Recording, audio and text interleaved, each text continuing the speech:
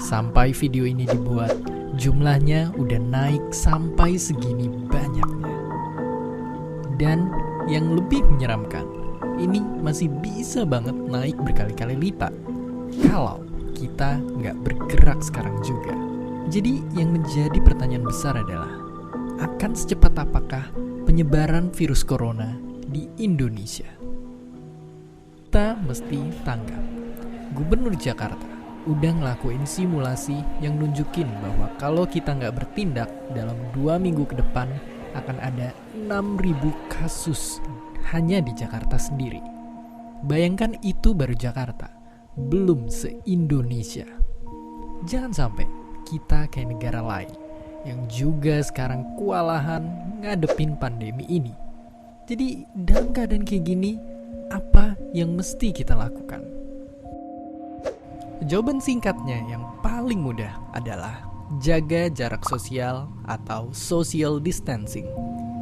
Ya, karena data nunjukin dengan ngelakuin jaga jarak dan diam di rumah, penularannya kita lihat bisa turun sangat drastis. Jadi, buat kalian yang punya gejala flu, penting banget untuk ngebatasin aktivitas dan nggak keluar rumah biar nggak nularin orang lain. Tapi nggak cuma buat kalian yang sakit, kalian yang sehat pun perlu banget ngebatasin segala aktivitas di luar sekarang juga. Oke, mungkin itu semua kita udah tahu, tapi pertanyaannya, kenapa ini sebegitu pentingnya dan efektif?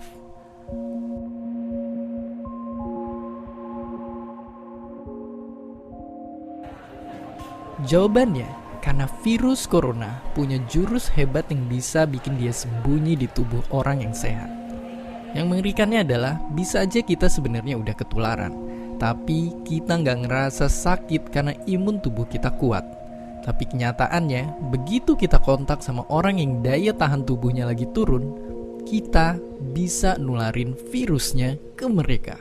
Biar gampang kebayang, lihat ilustrasi ini. Bayangin ini pergerakan orang-orang di luar sana.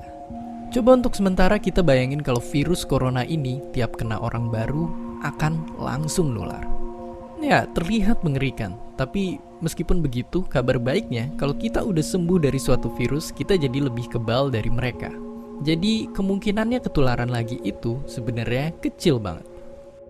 Tapi yang mesti kita waspadain kalau kita nggak ngebatasin aktivitas dan kontak fisik, dalam waktu cepet banget bakalan ada banyak orang yang langsung tertular.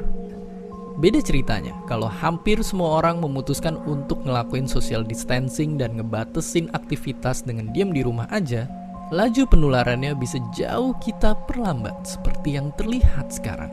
Tapi ya, tadi semua itu cuma simulasi. Aslinya, virus corona bisa nyebabin jatuhnya korban jiwa. Banyak orang yang mungkin bukannya sembuh, malah meninggal. Jangan sampai kita terlambat dan bikin banyak orang terdampar di UGD tanpa dapat pelayanan atau fasilitas karena jumlahnya terbatas.